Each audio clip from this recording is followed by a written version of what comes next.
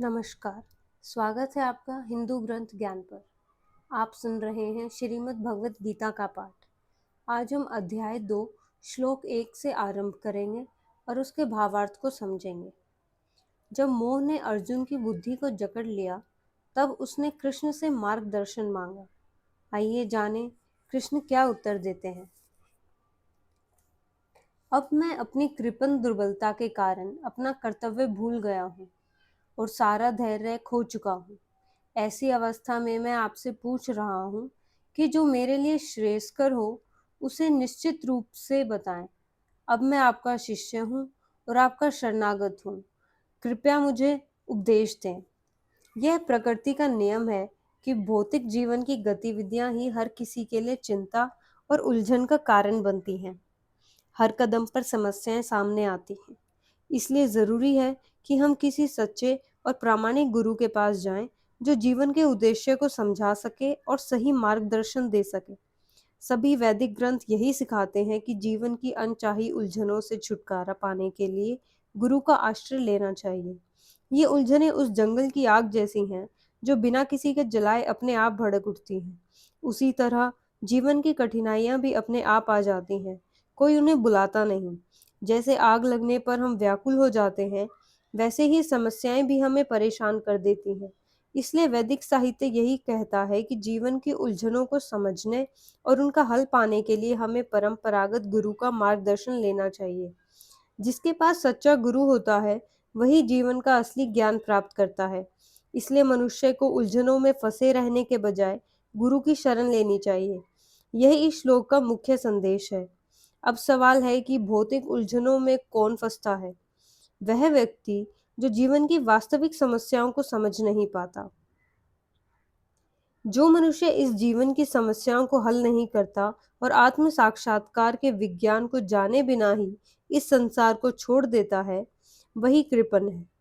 मनुष्य जीवन बहुत मूल्यवान है। इसका असली उद्देश्य है जीवन की समस्याओं को समझना और उनका समाधान करना। जो इस अवसर को गंवा देता है, वही कृपण कहलाता है।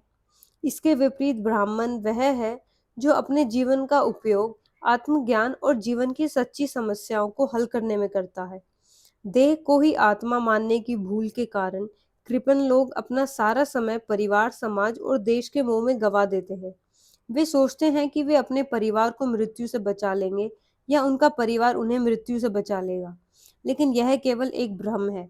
यहाँ तक कि पशु भी अपने बच्चों की देखभाल करते हैं। असली बुद्धिमान वही है जो समझता है कि परिवार के मोह और मृत्यु से बचाने की इच्छा ही जीवन की सबसे बड़ी उलझन है। अर्जुन भी यही समझ रहा था। उसका कर्तव्य था युद्ध करना, लेकिन परिवार के मोह और कार्पण्य दोष यानी दुर्बलता के कारण वह अपना धर्म निभाने से हिचक रहा था। इसलिए उसने भगवान कृष्ण को अपना गुरु मान लिया और उनसे निश्चित समाधान मांगा। वह अब मित्र की तरह नहीं बल्कि शिष्य की तरह गंभीरता से बातें करना चाहता था। इसी कारण भगवान कृष्ण गीता के आदि गुरु बने और अर्जुन उनके पहले शिष्य। लेकिन मूर्ख सांसारिक विद्वान कहते हैं कि हमें मनुष्य रूप कृष्ण की नहीं बल्कि अजन्मा कृष्ण की शरण लेनी चाहिए, जबकि सच्चाई यह है कि कृष्ण के अंदर और बाहर कोई अंतर नहीं है। जो इस ज्ञान के बिना गीता को समझने की कोशिश करता है, वही सबसे बड़ा मूर्ख है। मुझे ऐसा कोई साधन नहीं दिखता जो मेरी इंद्रियों को सुखाने वाले इस शोक को दूर कर सके। स्वर्ग पर देवताओं के आधिपत्य की तरह इस धन धान्य संपन्न सारी पृथ्वी पर निष्कंटक राज्य प्राप्त करके भी मैं इस शोक को दूर नहीं कर सकूंगा। अर्जुन ने धर्म और सदाचार पर आधारित कई तर्क दिए, लेकिन वह समझ गया कि अपने गुरु भगवान श्री कृष्ण की मदद के बिना उसकी असली समस्या का समाधान नहीं हो सकता। उसे महसूस हुआ कि उसका ज्ञान और तर्क व्यर्थ हैं, क्योंकि वे उसके अंदर की पीड़ा और उलझनों को दूर नहीं कर पा रहे। अर्जुन को साफ दिखा कि इन उलझनों का हल केवल कृष्ण जैसे आध्यात्मिक गुरु की मदद से ही संभव है। सिर्फ किताबों का ज्ञान, डिग्रियां, ऊंचा पद या विद्वता, ये सब जीवन की असली समस्याओं को हल करने में बेकार है। असली मदद वही गुरु कर सकता है जो पूरी तरह से कृष्ण भावनामृत में स्थित हो। भगवान चैतन्य ने भी कहा है कि कोई चाहे ब्राह्मण हो, सन्यासी हो या शूद्र, यदि वह कृष्णत्व को समझता है तो वह असली गुरु है। वैदिक साहित्य भी यही कहता है कि यदि कोई विद्वान ब्राह्मण वैष्णव नहीं है तो वह गुरु नहीं हो सकता, लेकिन यदि कोई शूद्र भी सच्चा वैष्णव है तो वह गुरु बनने का अधिकारी है। जीवन की असली समस्याएं: जन्म, बुढ़ापा, बीमारी और मृत्यु का समाधान न तो धन संपत्ति से होता है और न ही आर्थिक विकास से। दुनिया के कई देश संपन्न और शक्तिशाली हैं, लेकिन वहाँ भी ये समस्याएं जस की तस हैं। लोग तरह तरह से शांति ढूंढते हैं, पर असली सुख उन्हें तभी मिलता है जब वे किसी सच्चे कृष्ण भक्त गुरु के माध्यम से कृष्ण भावनामृत को अपनाते हैं और भगवत गीता व श्रीमद् भागवत के संदेश को मानते हैं। अगर धन और भौतिक सुख से ही दुख दूर हो सकते तो अर्जुन यह न कहता कि न तो पूरे पृथ्वी का राज्य और न ही स्वर्गलोक की सर्वोच्चता मेरे शोक को दूर कर सकती है। इसी कारण उसने कृष्ण भावनामृत का आश्रय लिया। यही शांति और संतुलन का असली रास्ता है। भौतिक सुख, आर्थिक उन्नति या विश्व की सत्ता, ये सब क्षण भर में नष्ट हो सकते हैं। प्रकृति की एक विपत्ति इन्हें खत्म कर देती है। यहाँ तक कि चंद्रलोक जैसी ऊंची जगह तक पहुंचने का प्रयास भी टिकाऊ नहीं है, क्योंकि पुण्य खत्म होते ही इंसान फिर नीचे आ गिरता है। इतिहास में कई शक्तिशाली राजनीतिज्ञों का पतन इसी कारण हुआ और यह पतन हमेशा दुख का कारण बना। इसलिए अगर हम जीवन के शोक और दुख का सदा के लिए अंत चाहते हैं तो हमें कृष्ण की शरण लेनी होगी, जैसे अर्जुन ने लिया। अर्जुन ने कृष्ण से निवेदन किया कि वे उसकी समस्या का निश्चित समाधान करें। यही कृष्ण भावनामृत की असली प्रक्रिया है। संजय ने कहा, इस प्रकार कहने के बाद शत्रुओं का दमन करने वाला अर्जुन कृष्ण से बोला, हे गोविंद, मैं युद्ध नहीं करूंगा, और चुप हो गया। धृतराष्ट्र को यह सुनकर बहुत खुशी हुई होगी कि अर्जुन युद्ध न करके मैदान छोड़कर भिक्षा से जीवन बिताने की सोच रहा है, लेकिन संजय ने तुरंत उसकी यह खुशी तोड़ दी, यह बताते हुए कि अर्जुन शत्रुओं को मारने की पूरी शक्ति रखता है। कुछ समय के लिए अर्जुन परिवार के मोह और झूठे शौक से कमजोर पड़ गया था, लेकिन उसने गुरु के रूप में भगवान श्री कृष्ण की शरण ले ली। इसका मतलब था कि अब जल्दी ही वह इस मोह और शोक से निकल जाएगा और कृष्ण भावनामृत के ज्ञान से प्रकाशित होकर अपने असली कर्तव्य यानी युद्ध को करेगा। इस तरह धृतराष्ट्र की आशा और खुशी दोनों ही टूट जाएंगी। हे भरतवंशी, उस समय दोनों सेनाओं के मध्य शोकमग्न अर्जुन से कृष्ण ने मानो हंसते हुए ये शब्द कहे। दो घनिष्ठ मित्र, हर्षिकेश कृष्ण और गुडाकेश अर्जुन, आपस में बातें कर रहे थे। मित्र होने के नाते दोनों बराबर थे, लेकिन उनमें से एक अर्जुन ने स्वेच्छा से दूसरे को गुरु मान लिया। कृष्ण मुस्कुरा रहे थे, क्योंकि उनका मित्र अब उनका शिष्य बन गया था। यद्यपि वे सबके स्वामी हैं और सदा सर्वोच्च स्थान पर रहते हैं, फिर भी अपने भक्तों के लिए वे मित्र, पुत्र या प्रेमी बनने के लिए तैयार हो जाते हैं। लेकिन जैसे ही अर्जुन ने उन्हें गुरु के रूप में स्वीकार किया, कृष्ण ने तुरंत गुरु की गंभीर भूमिका निभाई और शिष्य की तरह अर्जुन से व्यवहार किया। ऐसा लगता है कि यह वार्ता दोनों सेनाओं के सामने हुई, ताकि सब लोग इसका लाभ उठा सकें।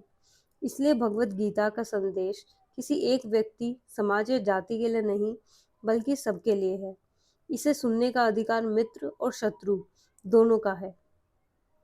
श्री भगवान ने कहा, तुम पांडित्यपूर्ण वचन कहते हुए उनके लिए शोक कर रहे हो जो शोक करने योग्य नहीं है। जो विद्वान होते हैं वे न तो जीवित के लिए न ही मृत के लिए शोक करते हैं। भगवान ने तुरंत गुरु की भूमिका निभाई और अपने मित्र अर्जुन को अप्रत्यक्ष रूप से डांटते हुए मूर्ख कहा।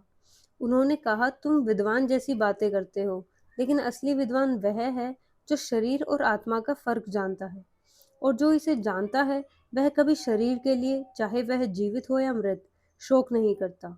आगे के अध्यायों में साफ हो जाएगा कि असली ज्ञान का मतलब है शरीर, आत्मा और दोनों के नियामक परमेश्वर को जानना। अर्जुन का कहना था कि राजनीति और समाज नीति से ऊपर धर्म होना चाहिए, लेकिन उसे यह पता नहीं था कि पदार्थ, आत्मा और परमेश्वर का ज्ञान धर्म से भी ज्यादा जरूरी है। क्योंकि अर्जुन के पास यह ज्ञान नहीं था, इसलिए वह खुद को विद्वान नहीं कह सकता था। इसी अज्ञान के कारण वह उस चीज के लिए रो रहा था जिसके लिए रोना ही नहीं चाहिए। शरीर जन्म लेता है और एक दिन नष्ट हो जाता है, इसलिए इसका महत्व आत्मा से कम है। जो इस सत्य को समझता है वही असली विद्वान है और उसके लिए शोक का कोई कारण नहीं रह जाता। ऐसा कभी नहीं हुआ कि मैं ना रहा हूँ या तुम ना रहे हो। अथवा ये समस्त राजा न रहे हों, और न ऐसा है कि भविष्य में हम लोग नहीं रहेंगे। वेदों, कठोपनिषद और श्वेताश्वतर उपनिषद में कहा गया है कि भगवान ही सब जीवों के कर्म और कर्म फल के अनुसार उनके जीवन का पालन करते हैं। वही भगवान हर जीव के हृदय में अंश रूप से विराजमान है। साधु पुरुष जो भीतर और बाहर हर जगह एक ही ईश्वर को देखते हैं, वही सच्ची और स्थायी शांति प्राप्त करते हैं। नित्य जीवों में से वही एक नित्य परमात्मा है। चेतन जीवों में से वही एक सर्वोच्च चेतना है जो सभी की इच्छाओं की पूर्ति करता है। बुद्धिमान लोग जो उसे अपने हृदय में देखते हैं, केवल उन्हें ही शाश्वत शांति मिलती है, दूसरों को नहीं। भगवान ने अर्जुन को जो ज्ञान दिया, वही ज्ञान संसार के उन विद्वानों के लिए भी है जिनकी विद्या अधूरी है। भगवान ने स्पष्ट कहा कि वे स्वयं अर्जुन और युद्ध भूमि में उपस्थित सारे राजा शाश्वत आत्माएं हैं। भगवान उनके रक्षक और नियंता हैं। न तो ये जीव पहले कभी अस्तित्वहीन थे और न ही आगे कभी समाप्त होंगे, इसलिए इनके लिए शोक करने का कोई कारण नहीं है। मायावाद का यह विचार कि मुक्ति के बाद आत्मा निराकार ब्रह्म में लीन होकर अपना अस्तित्व खो देती है, यहाँ पर पूरी तरह गलत सिद्ध हो जाता है। भगवान कृष्ण ने साफ कहा है कि आत्मा और परमात्मा का अस्तित्व भूत, वर्तमान और भविष्य हर समय बना रहेगा। अगर आत्मा और भगवान का अस्तित्व न होता तो कृष्ण बार बार इसके बारे में जोर क्यों देते? मायावादी तर्क देते हैं कि यहाँ जो अस्तित्व कहा गया है वह केवल भौतिक है, लेकिन यदि ऐसा होता तो फिर भगवान कृष्ण का अपना अस्तित्व ही सामान्य मनुष्य जैसा मानना पड़ेगा। अगर कृष्ण को साधारण व्यक्ति मान लिया जाए तो गीता का महत्व ही समाप्त हो जाएगा, क्योंकि सामान्य मनुष्य कभी पूर्ण सत्य की शिक्षा नहीं दे सकता। गीता किसी साधारण ग्रंथ की तरह नहीं है, यह दिव्य साहित्य है। कृष्ण ने पिछले श्लोक में शरीर को आत्मा मानने की भूल की निंदा की थी, तो फिर वे यहाँ शरीर के लिए द्वैत की बात कैसे दोहराते? इसका मतलब यह है कि यहाँ वर्णित अस्तित्व आध्यात्मिक है। रामानुजाचार्य और अन्य आचार्यों ने भी इसकी पुष्टि की है। गीता के कई स्थलों पर कहा गया है कि यह आध्यात्मिक सत्य केवल भक्त ही समझ सकेंगे। जो लोग भगवान कृष्ण का विरोध करते हैं, वे गीता के रहस्य तक नहीं पहुंच सकते। उनका प्रयास ऐसा है जैसे कोई मधुमक्खी पात्र को बाहर से चाट रही हो, लेकिन भीतर का मधु चख नहीं पा रही। गीता का असली रहस्य केवल भक्तों को ही प्रकट होता है, अभक्त इसे नहीं समझ सकते। इसलिए मायावादियों द्वारा गीता की व्याख्या असली सत्य का तोड़ मरोड़ कर प्रस्तुत करना है। भगवान चैतन्य ने भी चेतावनी दी थी कि मायावादियों की व्याख्या पढ़ने से बचना चाहिए, वरना गीता का असली रहस्य कभी नहीं समझ आएगा। अंत में, अगर अस्तित्व का मतलब केवल भौतिक ब्रह्मांड होता तो भगवान कृष्ण को उपदेश देने की आवश्यकता ही नहीं थी। आत्मा और परमात्मा का द्वैत शाश्वत है और इसकी पुष्टि वेदों ने भी की है। इन श्लोकों से यही संदेश मिलता है कि सही मार्गदर्शन के लिए समर्पण जरूरी है। गीता सबके लिए है, पर समझ सिर्फ भक्त पाते हैं। यदि आपको यह गीता पाठ पसंद आया हो तो कृपया वीडियो को लाइक करें, अपने फ्रेंड्स के साथ शेयर करें और चैनल को सब्सक्राइब करना ना भूलें। जय श्री कृष्ण।